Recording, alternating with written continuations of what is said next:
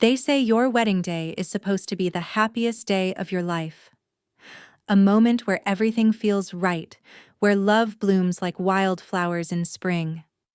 But as I stood in front of the altar that afternoon, wrapped in silk and lace, I felt anything but joy. The air inside St. Augustine's church smelled faintly of roses and candle wax. Sunlight poured through the stained glass windows, painting the marble floor in soft shades of amber and blue. Guests filled every pew, their faces glowing with warmth and expectation. To them, this was a celebration, a sacred union. To me, it felt like a stage, and I was the unwilling actress about to deliver her final performance. Nathan stood at the other end of the aisle, his tuxedo perfectly tailored, his dark hair swept back just the way I liked it. He smiled when he saw me, a smile so effortless, so convincing. I once believed that smile meant safety, devotion forever. Now I wasn't so sure what it meant anymore. Beside him stood my sister Claire in her soft lavender bridesmaid gown. Her golden hair fell in waves over her shoulders, and she held my bouquet like it weighed nothing. She too was smiling, the kind of smile that only days ago would have reassured me. Now it felt like a blade pressed against my skin. I tightened my grip on my father's arm. His steady presence had always been my anchor, but even his warmth couldn't stop the storm raging in my chest. "Ready, Hannah?" he whispered, eyes glistening with pride. I nodded, but my voice caught in my throat. "As ready as I'll ever be," I murmured. Each step down the aisle felt heavier than the last. The train of my dress dragged behind me like a weight I couldn't shake off. I could hear the whispers, soft and sweet. "She looks beautiful. What a perfect couple. They're meant to be." I wanted to scream. If only you knew the truth. If only they knew what I had seen, what I had learned just hours before. When Nathan reached out to take my hand, my fingers trembled. I wondered if he could feel it.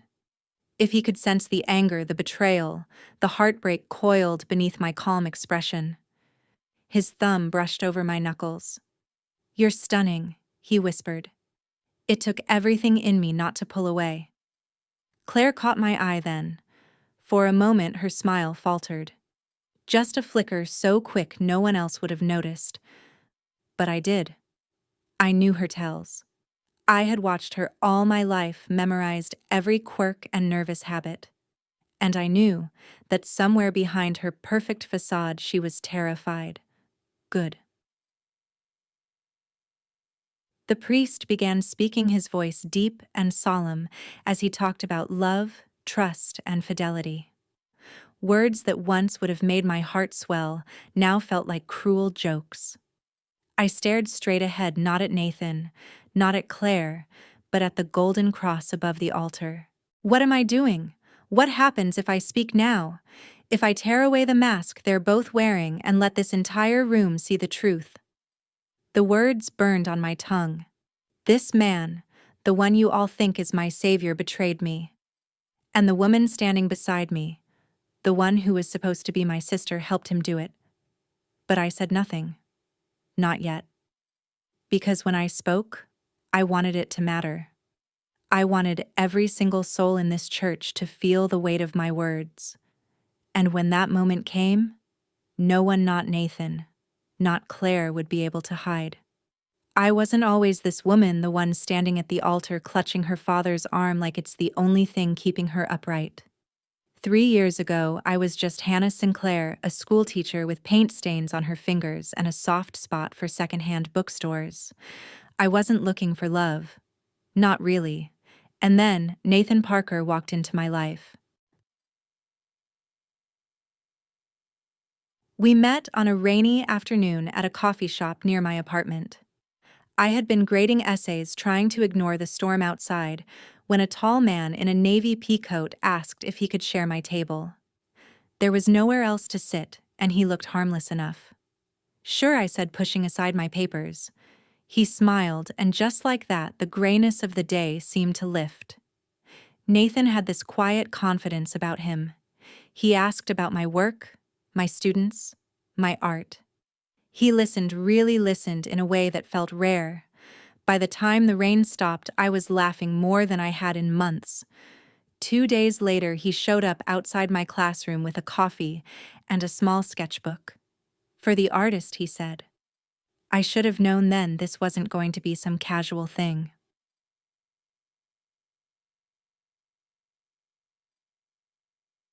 The first year felt like a dream. Nathan worked as a trauma surgeon, often pulling long shifts at the hospital, but somehow he always made time for me. He sent flowers to my classroom on tough days, left handwritten notes under my pillow, cooked elaborate dinners on his rare evenings off. People said we were perfect together, and for a while, I believed them. Elizabeth adored him from the start. My younger sister had always been the vibrant one, the golden girl. While I was content with quiet routines and a few close friends, Elizabeth drew people in like a flame. She worked as a freelance photographer, traveling often, but always returning with stories that made me feel like I'd been there with her. Your boyfriend is ridiculously handsome, she teased when I introduced them at Thanksgiving. Like movie star handsome. Where do you even find men like that, pure luck? I said, laughing.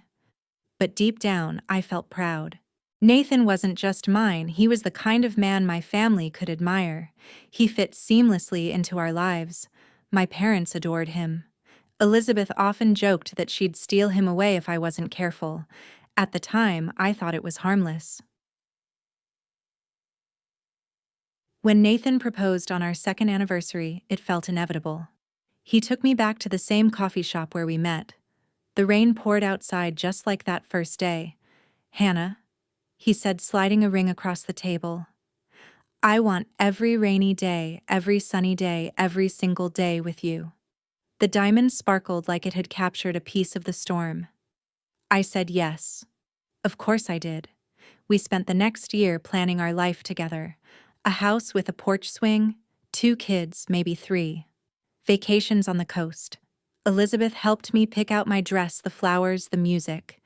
This is going to be the wedding of the year, she said.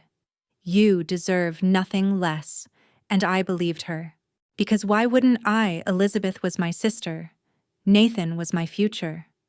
I thought I could trust them both. But as I stood at the altar, I felt that trust splintering inside me. The memories of our perfect life felt like glass, sharp and fragile. How many of those smiles had been real? How many of those moments had been lies? They say betrayal hurts the most when it comes from those you love. And maybe that's why I couldn't stop asking myself, when did everything start to go wrong? Looking back, the signs were always there. Tiny cracks in the perfect picture I had painted of us. But at the time, I told myself they didn't matter. I told myself trust meant looking away, not looking too closely. It started with Nathan's visits to my parents' house. At first, it made sense. He wanted to impress my family, to show them he was serious about me.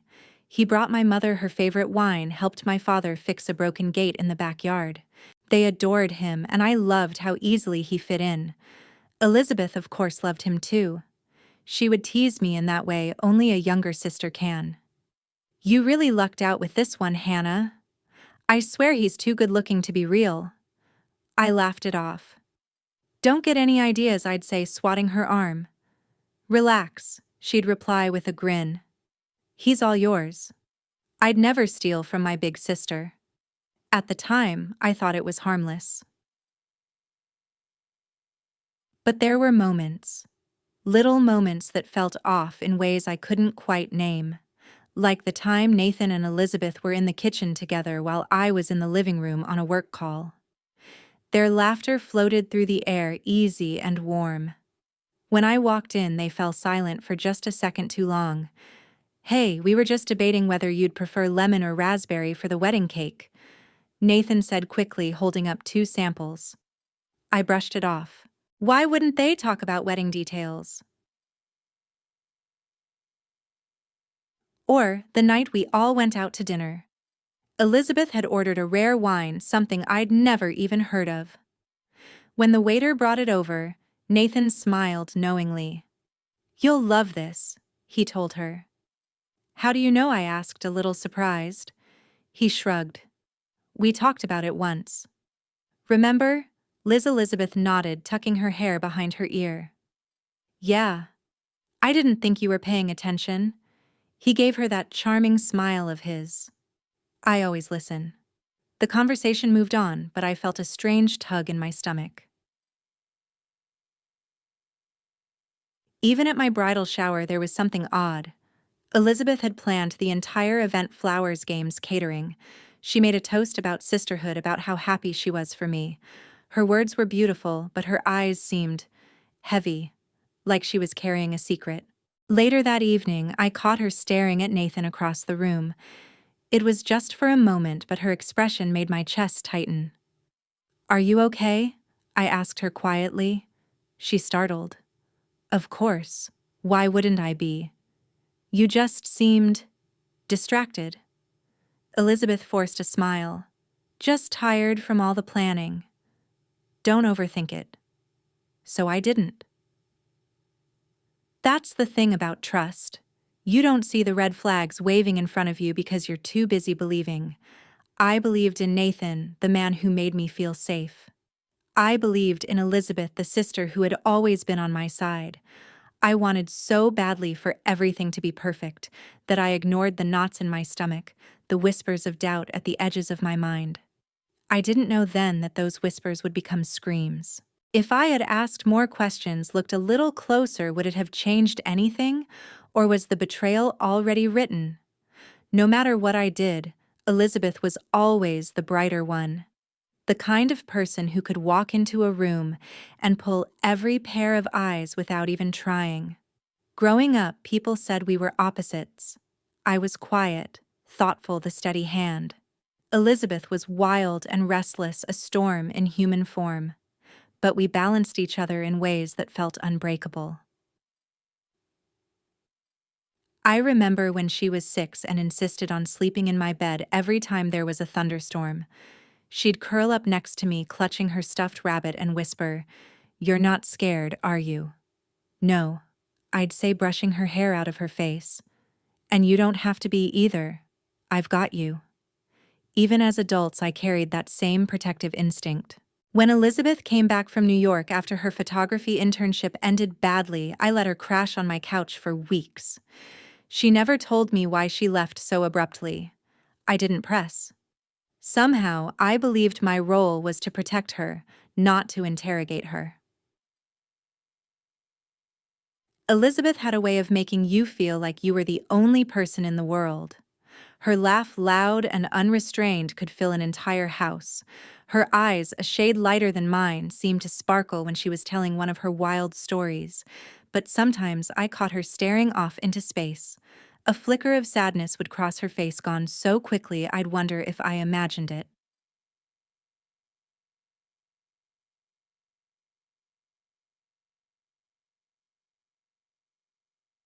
In the months leading up to my wedding, she was everywhere. She insisted on helping me pick my dress, on planning the bridal shower, on taste testing cake samples, even though she had no sweet tooth. "This is your moment, Hannah," she said once, her voice unusually soft. "It has to be perfect." It should have warmed me, but something about her tone left a strange chill. Nathan adored her too, but in a different way, I thought. He teased her about her chaotic schedule, her tendency to lose her keys. She'd laugh and call him Mr. Perfect in a way that felt playful. I never questioned it. Why would I? Nathan was my fiancé. Elizabeth was my sister. Two of the people I trusted most in the world. Trust. It's such a fragile thing, isn't it? We cling to it even when the edges start to fray. We tell ourselves that love means not asking too many questions, not looking too closely. That's what I did. Every strange glance, every quiet pause in conversation when I walked into a room, every moment that didn't quite feel right, I smoothed them all away. Because I wanted so badly for my life to stay perfect. I didn't realize until it was too late that perfection was just a story I was telling myself. Looking back now, I wonder, was Elizabeth already slipping away from me? Or had I never really known her at all? The night before my wedding, I couldn't sleep. I kept picturing the morning ahead, the flowers arriving, the soft rustle of my gown, the sound of the organ echoing through the church. It was supposed to be the start of forever. At 11:30 p.m., I grabbed my coat and the small wooden box from my nightstand. Inside was a gift for Nathan, a pair of custom cufflinks engraved with our initials and the date. Something simple but meaningful. I told myself it would be romantic showing up at his apartment unannounced. A sweet surprise before we promised our lives to each other. The streets were quiet as I drove across town. My heart felt light, excited. Nathan's apartment building was still lit when I arrived. I waved at the night doorman, who smiled and let me in without question. The elevator ride to the 12th floor seemed to take forever. When I stepped into the hallway, I noticed his door was slightly ajar. Odd. I hesitated, then knocked softly. No answer. Nathan, I called. Silence. I pushed the door open and stepped inside. The apartment was dimly lit, the soft glow of a lamp in the corner casting long shadows across the floor. At first, everything seemed normal. His jacket draped over the arm of the sofa.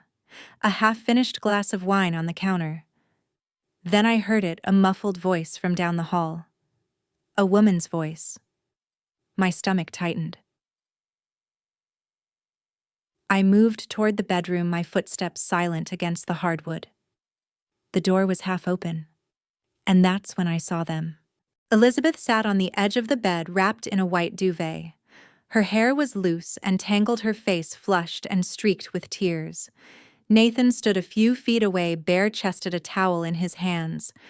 Neither of them noticed me at first. Elizabeth's voice cracked as she spoke. I can't do this anymore. It's too much. Nathan reached for her, his voice low and urgent. You're stronger than you think, Liz. You just have to hold on a little longer.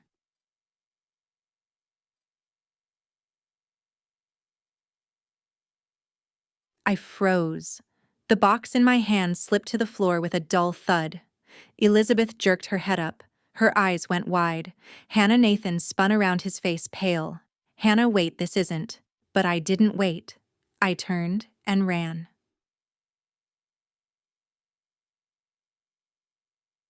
The hallway blurred as tears filled my eyes. Behind me, I heard Nathan calling my name, his footsteps pounding on the floor. Hannah. Please let me explain. But I didn't stop. I didn't want to hear his excuses. The elevator doors closed just as he reached them. As the car descended, I pressed my palms to my mouth to stifle a sob. I had no words, no breath, just a hollow ache in my chest where my heart used to be. By the time I reached my car, my hands were shaking so badly I could barely fit the key in the ignition. Elizabeth, Nathan. Together. The two people I trusted most. The two people who had just destroyed me. I thought the night before my wedding would be filled with love and laughter. Instead, it was the moment my world came crashing down. The rain came down in sheets as I stumbled out of Nathan's building. It soaked through my dress coat within seconds, plastering my hair to my face. I didn't care. I didn't even feel the cold. All I could see was Elizabeth sitting on his bed, wrapped in that white duvet, her tear-streaked face, Nathan's bare chest. His voice calling after me. Hannah, please. Let me explain. Explain what? How my sister ended up in your bed the night before our wedding. How the two people I trusted most decided I wasn't enough.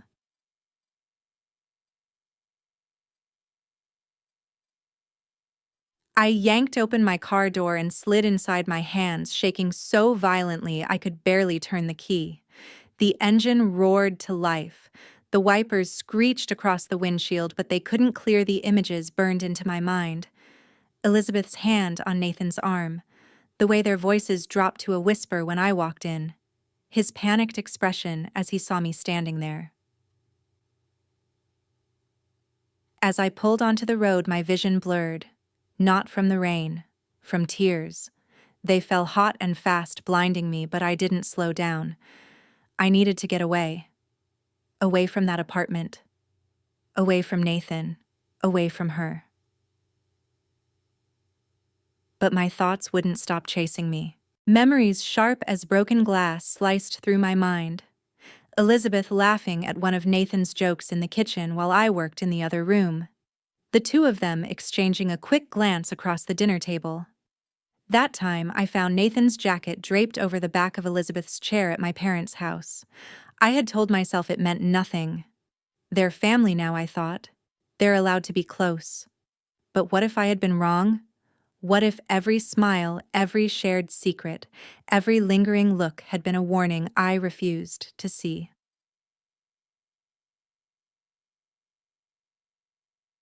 I gripped the steering wheel tighter. My phone buzzed in the passenger seat. Nathan, again. The screen lit up with his name over and over. Then, Elizabeth. I turned it face down. I couldn't hear their voices, not now. I wasn't sure I could ever bear to hear them again. The rain pounded harder. I didn't know where I was going. All I knew was I couldn't go home, not to the apartment where my wedding dress hung in the closet waiting for a future that had just been ripped away. At a red light, I slammed my palm against the steering wheel, a sob tearing from my throat. I felt like I was unraveling. Everything I thought I knew about Nathan, about Elizabeth, about myself was crumbling. Was it all a lie? 3 years of love? A lifetime of sisterhood? Was I the fool who never saw what was right in front of her?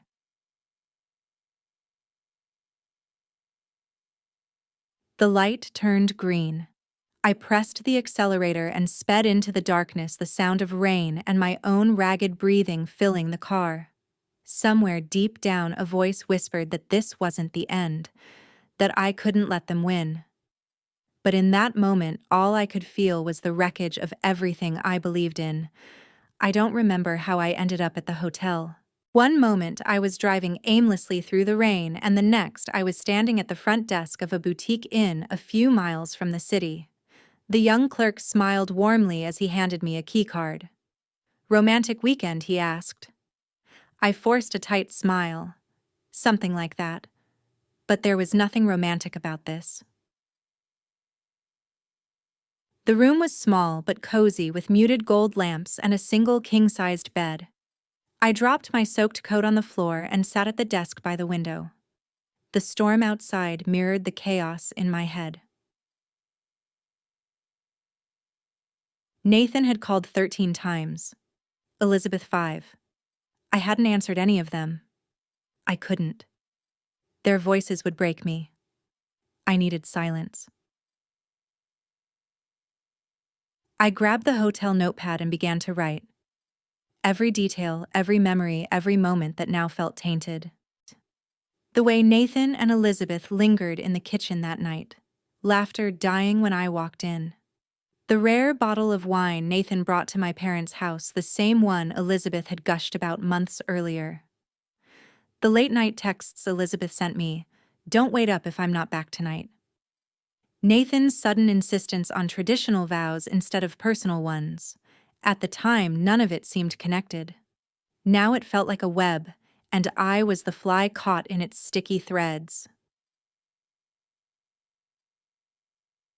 I stared at the list until the ink blurred. Had they been laughing at me all this time, whispering about how naive I was? Or worse, had they planned to keep this going even after the wedding? The thought made my stomach turn. But no, I wouldn't let myself spiral. Not tonight. For the first time since leaving Nathan's apartment, I took a deep breath. I wasn't just a betrayed woman. I wasn't just a broken bride. I was still Hannah Sinclair. And I had a choice. I could stay silent. Pretend none of this happened. Walk down the aisle tomorrow and bind myself to a man who had already given himself to someone else. Or I could fight back. I could tear off the mask Nathan and Elizabeth had so carefully crafted and let the world see the truth.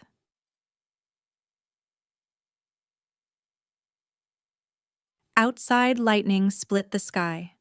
In the reflection of the window, I didn't recognize the woman staring back at me. Her eyes were harder, her mouth set in a firm line. She wasn't the same Hannah who walked into Nathan's apartment with a gift in her hands. That woman was gone. If they wanted to play games, fine. I could play too. But I'd be the one setting the rules now. By the time the storm outside had softened into a steady drizzle, my decision was made. There would be no quiet confrontation. No private conversation where Nathan would spin lies and Elizabeth would let her tears do the talking. If they wanted to shatter my life, they would watch as I shattered theirs.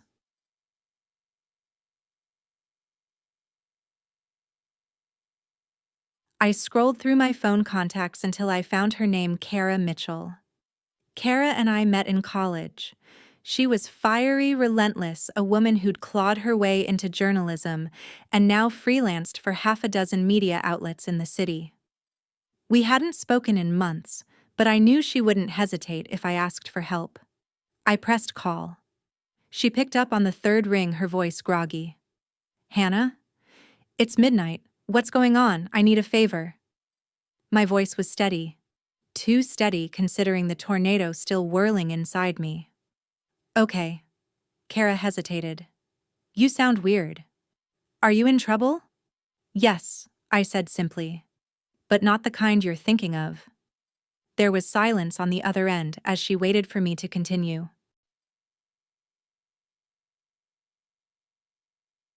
I told her everything.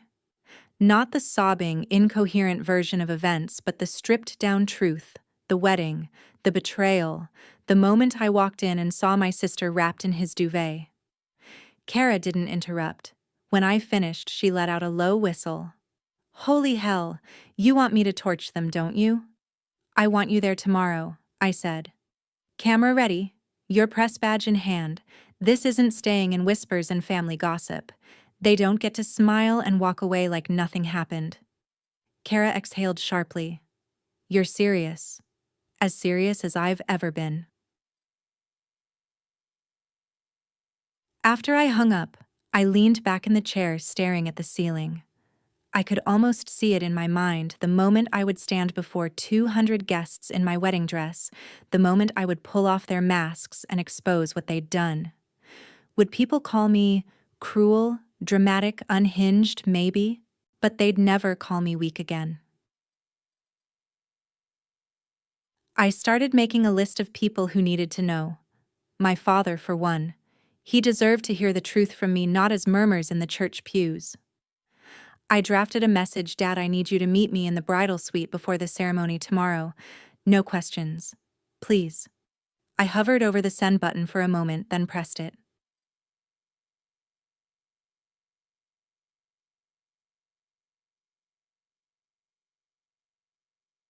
It was nearly 2 a.m. when I stood in front of the mirror. The woman staring back at me wasn't the same Hannah Sinclair who'd picked out centerpieces and debated cake flavors. Her eyes were harder now, her lips curved in a faint, humorless smile. "Tomorrow," I whispered to my reflection, "you take back your power." They thought I'd be too broken to fight. But they underestimated the kind of woman betrayal creates. The first thing I noticed was the scent. Roses. Hundreds of them, their fragrance heavy in the air, sweet enough to choke on. St. Augustine's church had never looked more beautiful. The sunlight streamed through stained glass, spilling patches of color across the marble floor. White ribbons curled around every pew and flickering candles lined the aisle like stars fallen to earth. People smiled as I entered. Aunt Mary dabbing her eyes with a handkerchief.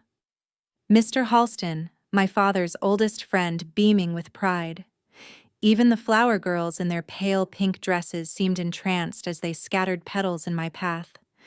To them, this was a fairy tale. To me, it felt like a funeral march.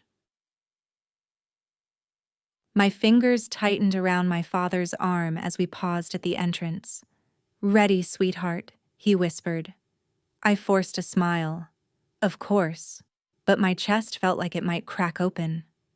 My heart wasn't racing with excitement. It was pounding with rage, with grief, with the weight of the words I was about to speak. The music began a soft, lilting melody from the string quartet. 200 people rose to their feet. I felt their eyes on me as we stepped forward.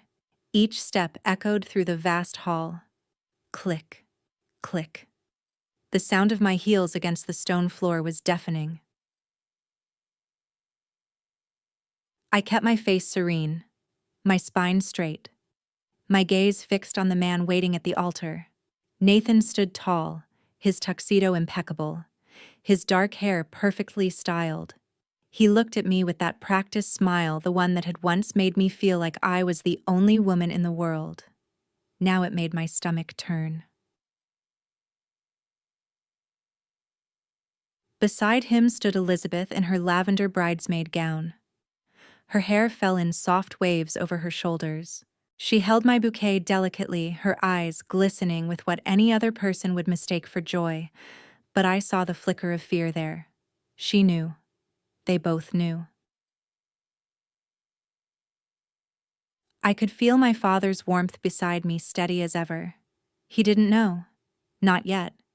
But he would. They all would.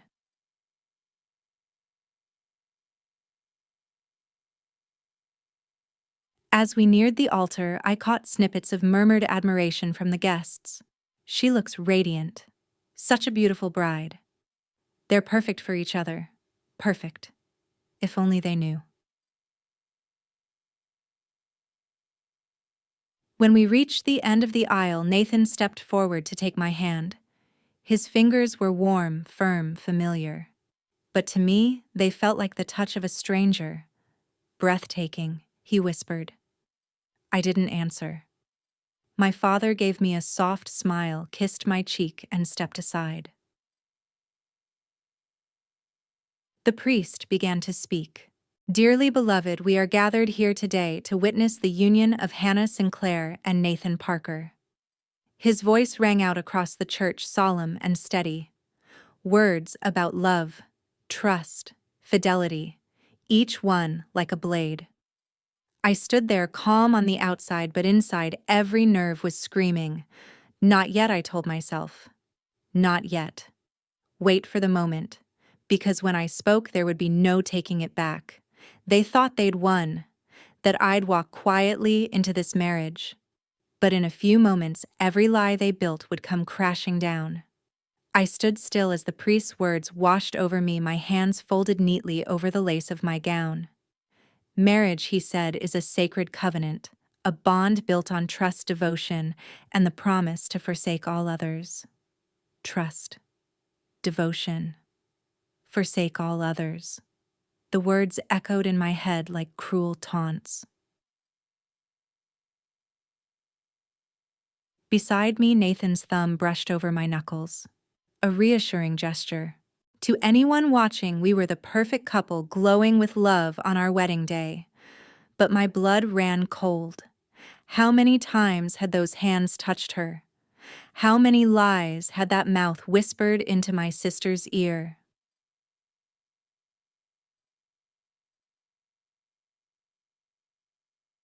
In the presence of these witnesses, if anyone has reason why these two should not be joined in holy matrimony, speak now or forever, hold your peace. The priest's voice carried through the vaulted ceilings. A hush fell over the church. All eyes turned toward us.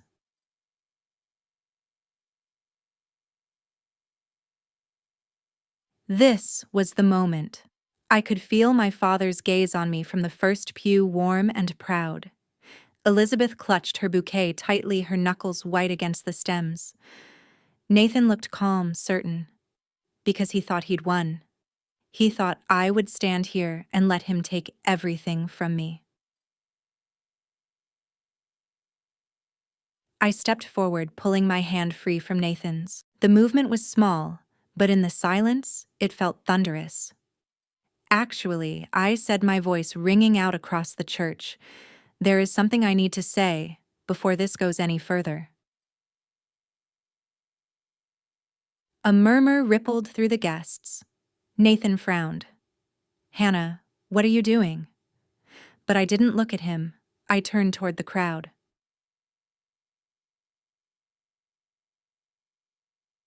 I want to thank you all for being here today. It means so much that you've come to witness this moment. My voice was steady, though my heart felt like it might burst from my chest. But before I make the biggest promise of my life, I think you all deserve the truth.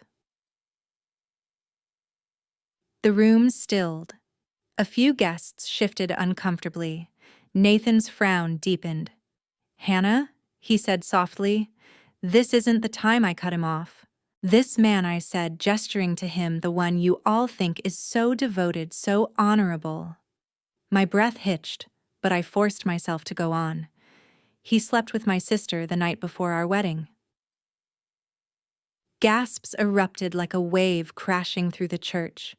Someone dropped their program. The string quartet faltered, their instruments falling silent. My father stood abruptly. What he said, his voice sharp, disbelieving. Elizabeth's face drained of color. No, Hannah, you don't understand, she stammered. Oh, I understand perfectly. My voice was calm now. I was done crying.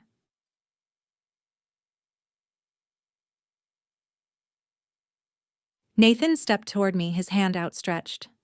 Please, he said. It's not what you think. Not what I think, I let out a bitter laugh. I walked into your apartment and found her in your bed. How else am I supposed to see it?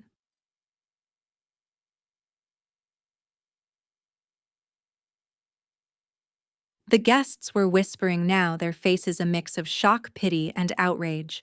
Judge Parker, Nathan's father, had gone rigid, his jaw tight with fury. I loved you, I said, my voice cracking. I trusted you. Both of you. Elizabeth's lips trembled. Hannah, please let me explain. I don't want your explanations. I turned back to the congregation. This wedding is over. I lifted my chin, forcing my tears back. I refused to marry a man who would betray me, and I refused to stand beside a sister who would stab me in the back. For a moment, no one moved. Then my father stepped forward. You don't have to do this alone, he said gently, offering me his arm. I took it. As we walked back down the aisle, the whispers swelled into a storm behind us. But I didn't look back. Not at Nathan. Not at Elizabeth. Not at the life I was leaving in ruins. I thought the hardest part would be walking away. But the hardest part was yet to come. The truth neither of them wanted me to know. The echo of my own words still rang in my head as I pushed through the heavy doors of the church. He slept with my sister. I had said it aloud. I had set fire to everything. But then I heard her voice behind me. Hannah, wait, please.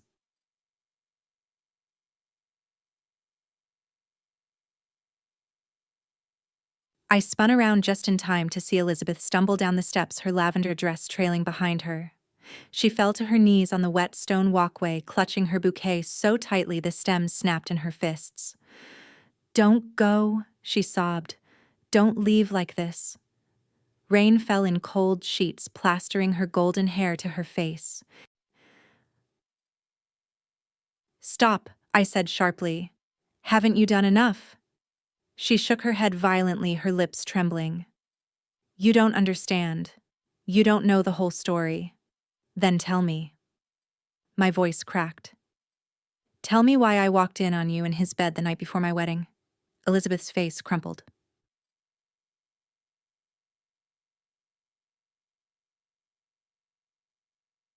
I wasn't supposed to be there, she whispered. I was in trouble.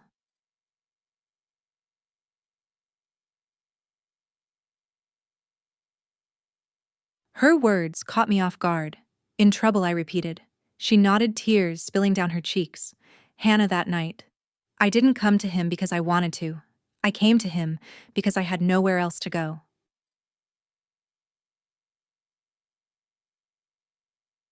Elizabeth clutched her stomach like she was trying to hold herself together. You remember last summer, that trip to LA? I met someone there. I thought he cared about me, but he wasn't who he said he was. Her voice faltered. He hurt me, Hannah. He didn't take no for an answer. And ever since then, I've been trying to pretend I'm fine. The air felt heavy, thicker than the storm clouds above us. I swallowed hard. Why didn't you tell me? Because I didn't want you to see me as weak, she said, her voice breaking. I didn't want anyone to see me like that. Elizabeth's shoulders shook as she struggled to continue. I started having nightmares, panic attacks. That night, I felt like I couldn't breathe. I called Nathan because he's a doctor. He was the only one who might understand. My mind flashed back to that moment in his apartment. Elizabeth wrapped in the duvet, her cheeks streaked with tears, Nathan's face pale and strained.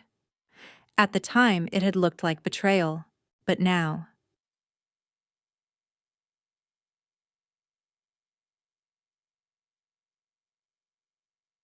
Hannah, he didn't touch me, Elizabeth said firmly, meeting my eyes through her tears. He was trying to calm me down. I had a panic attack, and I threw up on his shirt. That's why he wasn't wearing it when you came in. The world tilted beneath my feet. Could it be true? Had I burned everything to the ground because of a misunderstanding? Ah, as I swear on everything, Elizabeth whispered. He loves you. He only loves you. I wanted to believe her. God, I wanted to believe her. But could the truth really be that simple? Or was this just another lie? I stood frozen on the church steps, rain dripping from my veil, my gown heavy with water and shame. Elizabeth knelt before me, her dress soaked through her tears, blending with the storm. And then I heard his voice. Hannah. Nathan's footsteps echoed against the stone as he came running down the aisle. His tuxedo jacket was gone. His shirt clung damply to his frame, and for the first time since I'd met him, he looked desperate. Don't, I said hoarsely, holding up a trembling hand. Don't you dare come any closer. But he didn't stop. Hannah, please. You have to listen to me. I've listened enough, I screamed. My voice cracked in the cold air. I've listened to you lie to me for months. I never lied. His voice cut through mine, sharp but not unkind. I faltered. Nathan sank to his knees beside Elizabeth, placing a steadying hand on her shoulder. She told you, he asked gently. Elizabeth nodded weakly, her fingers clutching the fabric of her skirt. Hannah. Nathan looked up at me, his blue eyes glinting with something I couldn't name. She's telling the truth. The words hit me like a blow. I swear to you, he said firmly, I never touched her. Not like that. The night you walked in. Elizabeth was having a panic attack. She called me because she was terrified. She didn't want your parents to know. She didn't want you to see her like that. My breath caught. She was shaking so badly she couldn't stand, Nathan continued. She was crying so hard she couldn't breathe. I stayed because I didn't want to leave her alone in that state. I wanted to believe him. God, I wanted to believe him. But images of that night still clawed at my mind, her tangled hair, his bare chest, the way they'd both frozen when they saw me.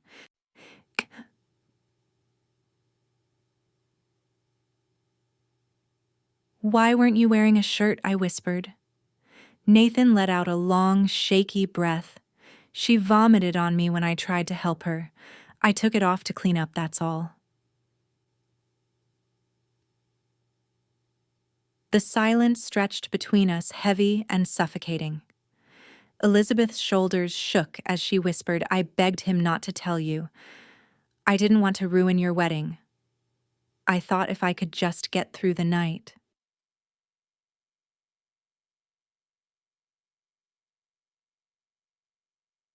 I stared at them, my sister and my fiancé kneeling in the rain like penitent sinners, and suddenly I wasn't sure who the sinner was anymore. I thought of the church full of guests, of my father's stricken face as I declared Nathan a liar, of the way Elizabeth's lips had trembled when she tried to speak. "Oh God," I whispered, my hands flying to my mouth. "What have I done?" Nathan rose slowly, rain running in rivulets down his face. "You saw what you wanted to see," he said quietly. "I get it. It looked bad." His voice didn't hold anger, just exhaustion and a deep, unspoken hurt. "I loved you, Hannah.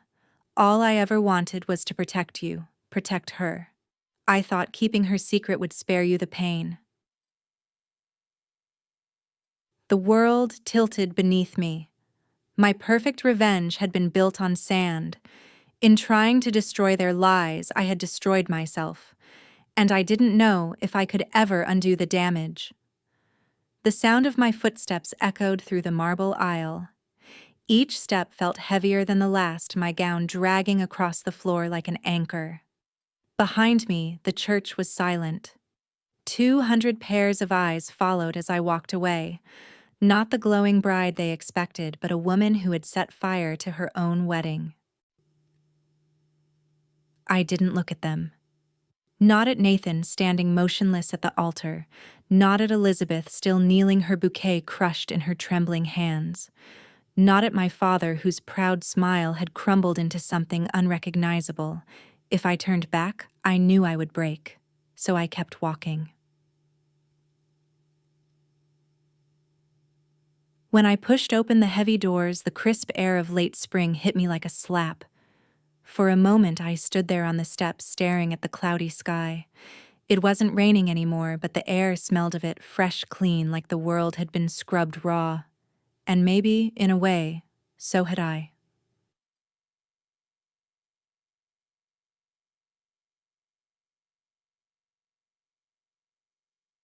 I thought I knew how this day would go. The white dress, the vows, the kiss. A life that felt certain and safe. But certainty was a fragile thing, and I had shattered it with my own hands. I thought exposing Nathan and Elizabeth would make me feel powerful, vindicated. Instead, all I felt was hollow, a dull ache in my chest where love used to live. How did we get here? 3 years of love, a lifetime of sisterhood, all gone in a single breath. But maybe it wasn't sudden. Maybe the cracks had been there all along, and I had been too blinded by hope to see them. I reached the bottom of the church steps and paused. The street was quiet. No one followed me, not yet. For the first time in hours, I let myself breathe. The air felt different, colder, sharper, but alive. Who am I without him? Who am I without her? The question spun in my mind like autumn leaves in the wind. I thought about the little girl I used to be, the one who believed in fairy tales, the one who thought love was simple, pure, eternal. She was gone now, but maybe that wasn't a tragedy. Maybe it was a beginning.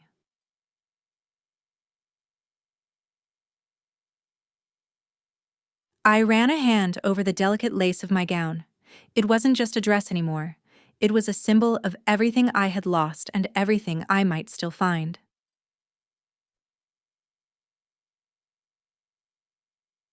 I don't know who I'm going to be tomorrow, I whispered to no one. But I know I can't be her anymore.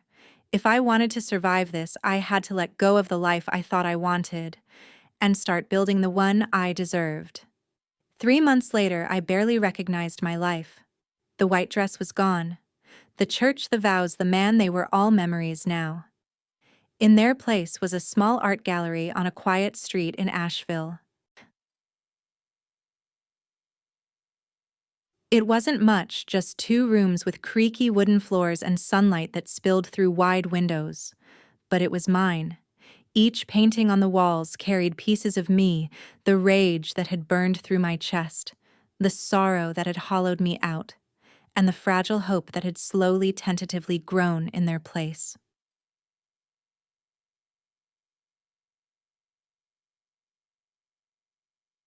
For the first time in years, I felt free. Free from expectations. Free from the weight of other people's choices.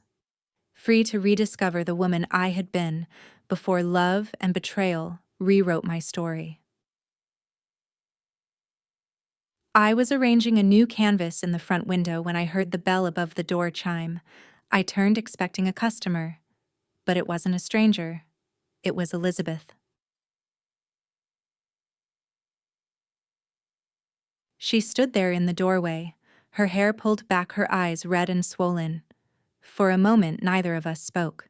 The memories between us were too heavy. The night at the church, the words that had cut us both open.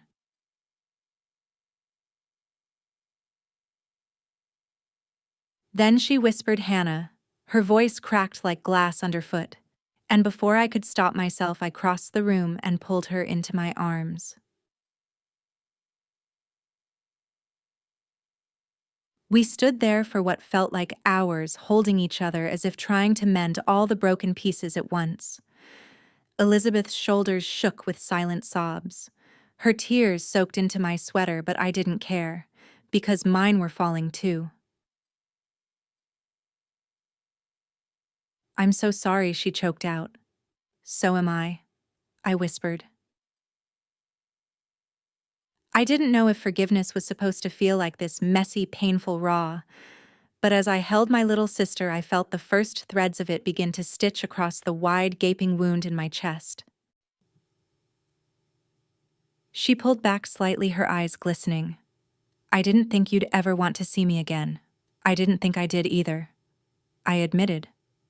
"But we're family, and I don't want to hate you for the rest of my life." Elizabeth nodded, her lips trembling. "I've been going to therapy," she said softly. "I'm trying to fix myself, trying to stop running from everything." "I'm proud of you," I said. And for the first time in months, I meant it. Maybe we couldn't erase the past, but we could write something better over it together. The sun poured through the wide windows of my little studio, warming the wooden floors and catching flecks of paint on my hands. 3 months ago, I didn't think I would ever feel light again, but here I was, breathing, smiling, alive. Each morning, I unlocked the doors to my gallery, lit candles in the corners, and let the scent of lavender and turpentine fill the space. The walls were lined with canvases, some mine, some created by other women I'd invited into this place. They weren't just paintings, they were stories of betrayal and loss, of strength and survival, of women who refused to let the world break them.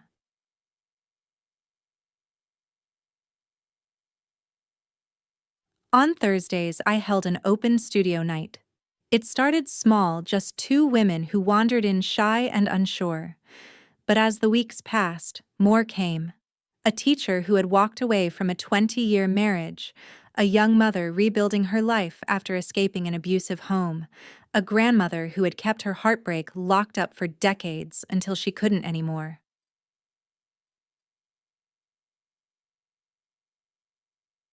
We painted. We cried. We laughed in ways that felt raw and real. No one judged. We shared brushes and stories, each of us weaving threads of healing into blank canvases.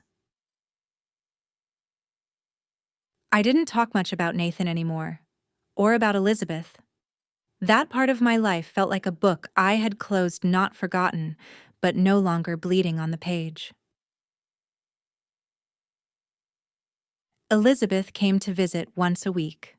At first, it was awkward, tentative, but little by little we began to find pieces of the bond we thought we'd lost forever.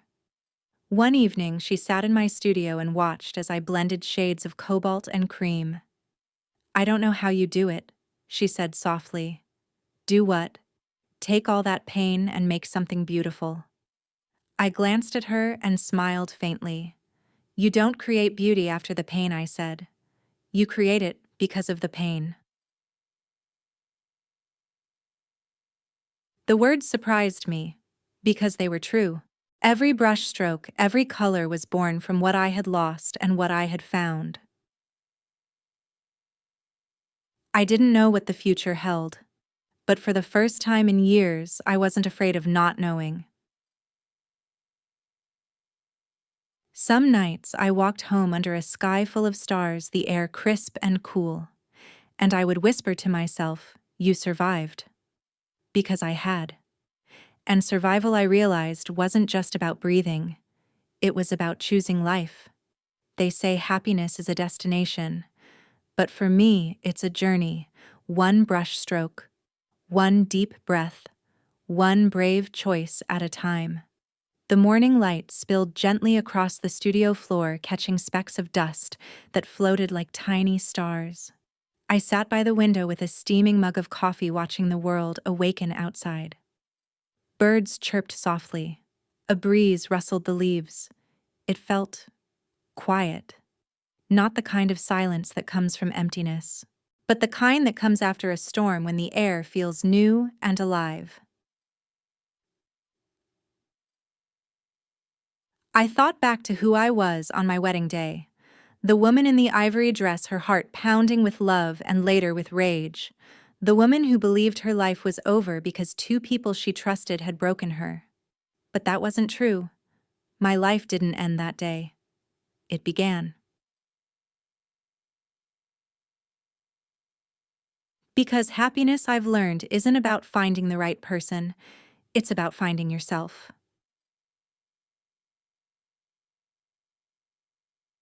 For years, I thought love was the answer to everything, that if I could just be enough for someone, they would never leave, never hurt me. But real love doesn't start with another person. It starts when you stop abandoning yourself. Here, in this little studio surrounded by canvases painted with pain and hope, I found her. The version of me I thought I had lost. The girl who loved fiercely, laughed loudly, dreamed without fear. She was still here, waiting for me to come back. I took a deep breath and felt my chest loosen for the first time in months. The ache was still there. Grief doesn't disappear overnight. But it no longer defined me. It was just one color in a much larger painting. Elizabeth texted me this morning. "I'm proud of you. Of the life you're building. Maybe one day I'll be brave enough to build my own." I stared at her message for a long time before replying, one brushstroke at a time.